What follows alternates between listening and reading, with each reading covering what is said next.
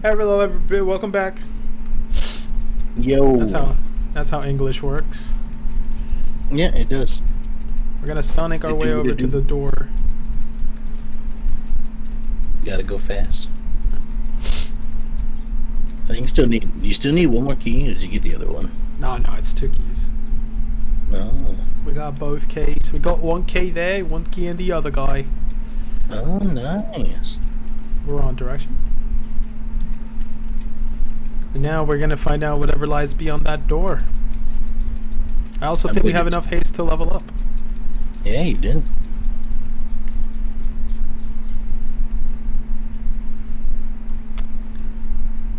Open up the door. Yeah, I bet it's cookies and ice cream. Yeah, No, that looks like a boss fight. Cookies and ice cream. I really hope that isn't a boss fight. Alright, level 19, let's go. What's my... Oh, no wonder. I'm Berserk. Oh, have you been meaning to use fighter this whole time? Well, it's just fighter allows for more variety. Because Berserk... So Berserk has lower defense, or lower equer. But, like, I think... Yeah, I'd be moving slower, but fighter... Like, it's overall barely stronger, but fighter, I feel like it's better. Anyway, it doesn't matter. Get it. What is this? What are you? Yeah, no shit, Sherlock. Prisoner of the Abyss. Oh, is that Oliver? Yeah, that's like Oliver. He's stuck here. Okay. Poor Oliver.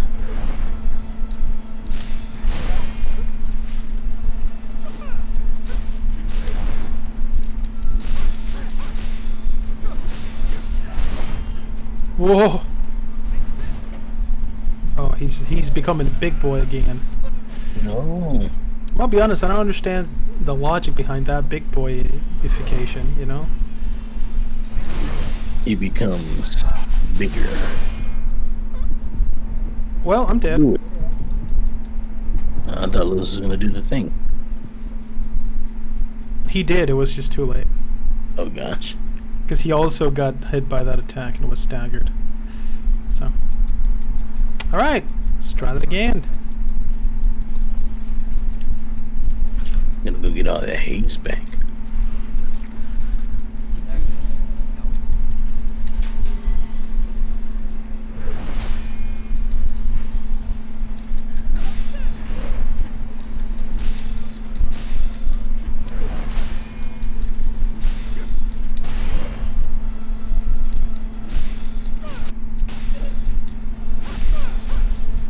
Okay, his health go down just from poison. Now he's got that poison on him. Yes, I did.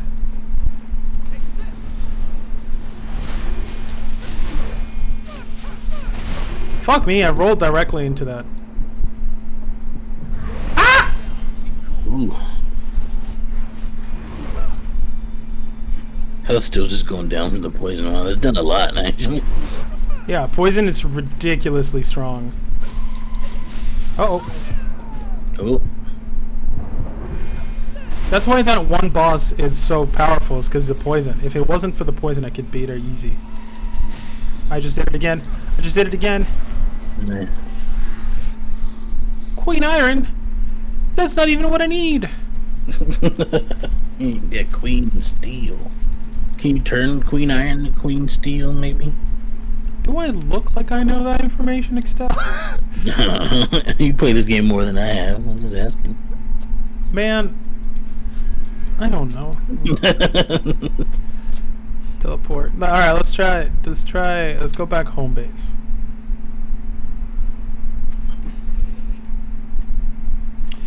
The problem with this game is that, like most Souls games, they justify not telling you what shit does and call it a stylistic choice. So if you ever play the Souls games, some items are just like, this is a ring. might have an effect. And I don't think there's some items that have effects that don't even tell you that it might have an effect. Like, it's just like, fucking find out, bitch. And don't get me wrong, I love Souls games. I haven't really played many Souls games, which I've been meaning to rectify. I've played a majority of them. Nice. I've played the Dark Souls trilogy, Bloodborne. I've played. I actually bought The Surge recently. The first one, not the second one. Then I've also played the first Neo. And then I've played Elden Ring, and then Remnant from the Ashes also. And then Sultan Sanctuary, which is basically a Dark Souls game, but like 2D, kind of like Metroid or Castlevania. Gotcha. Yeah, good stuff. I've only played Neo 2 and haven't played it all the way through. Is that Neo 2 as in TOO, or like the second Neo? The second Neo. Gotcha. Head to the depths. Yeah, there's another one. The Den of Darkness. Here we go. We're going to another dungeon. Ooh. Another dungeon. Dungeon. So my biggest complaint about Souls games is that they often sacrifice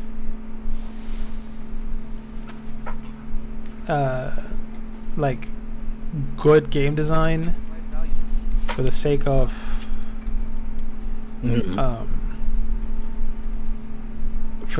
just following like the lore, basically. Which is fine, but I don't like the game to be sacrificed in order to tell the story. You know what I mean? Yeah. Because you come there you come to play the game. You know, I mean, the story is what the story is. Sort of secondary to the gameplay. Yeah, it's like Souls games themselves typically struggle in the concept of giving away like their lore, because they also don't want to tell you the lore. They want you to just kind of experience it. It's a complicated thing because like they don't tell you the lore isn't. Oh, got a classic camera. Awesome. Nice. The lore is not necessarily the most detailed lore, because a lot of the lore you have to read through the item descriptions to get it. But then the game mechanics are also not super detailed, explained properly. Oh, there's the key. Got the key. Nice. It's a mess. Or I could strike from above. Yeah, there's certainly a way to like drop lore without like there's certainly a way to do without that. Without 175 hours of cutscenes. Oof. Yeah, I'm coming for you, Baldur's Gate. You fucking suck. That's a lot of cutscenes. How many, like what's the ratio of gameplay? Is like if gameplay is more, then I guess it's okay, but also that's a lot. Like, as long as I can play the game, if I can play the game more, and I don't mean by just a tiny bit. It has to be a good amount, like a significant amount more gameplay than cutscene.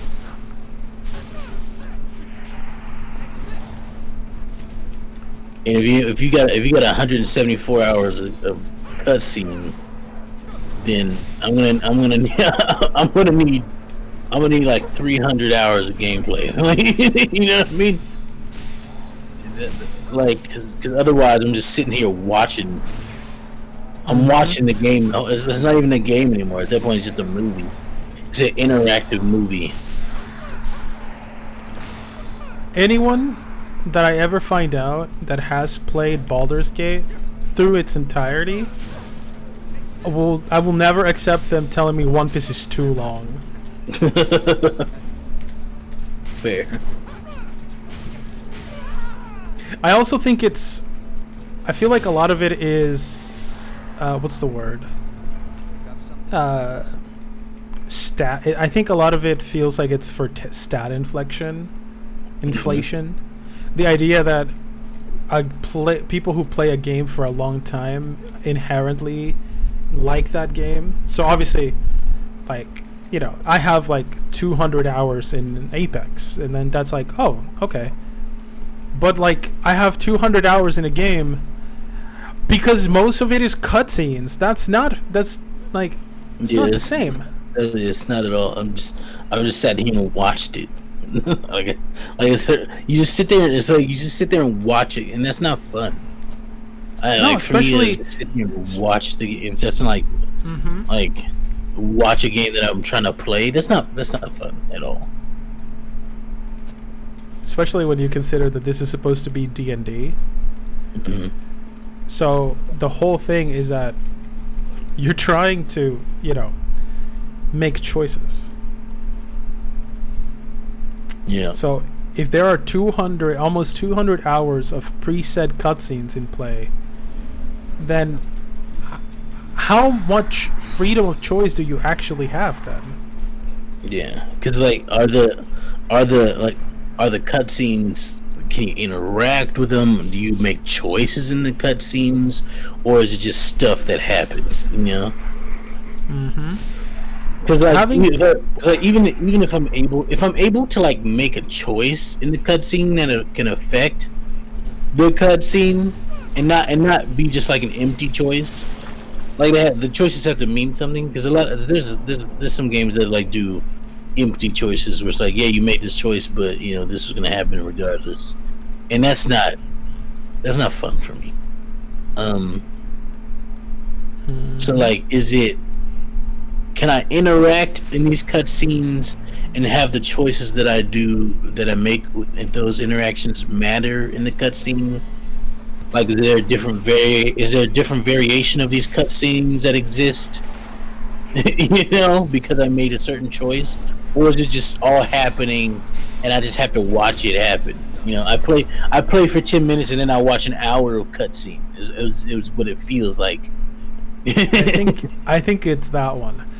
I think it's like you'll have options, like dialogue options, but most of it's like it's still just your, like the important story bits are predetermined.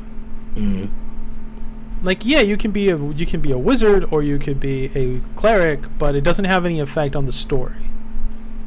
The story is what it is. Yeah, which is not the way. I mean, in my personal opinion, it's not the way D&D should be played. No, I agree. At all, even as a regular, like, in, you know, regular on tabletop, but especially in the video game, like I get it's harder to do that in a video game, but if you're gonna put that, like, if you're gonna make that many hours of cutscenes, you could have just made, you know, normal game length game, right? And then just made a bunch of variations of the cutscenes depending on choices. Because at that point, why not? You know, if you're gonna make cutscenes that exist only for the story that you want to happen in this game, right? Yeah. In a game where, like, you can make choices, but then those choices don't matter. You could have just made the choices matter instead, and we came out with the same amount of content. You know, I don't think is it. It is. Oliver, what are you doing? We just saw you in the last one.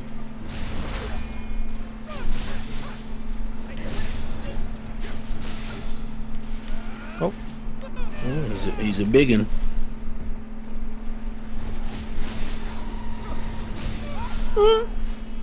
I think my biggest issue with it is that the characters are also unlikable. I remember playing it and like one of them is super racist, the other one doesn't fucking tell you anything. Like I have no issue with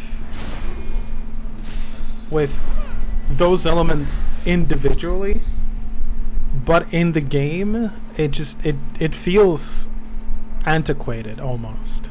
And like it's a lot of it feels like it's just there to get you to play the game more so you find out what happens after, which out of context feels like it makes perfect sense.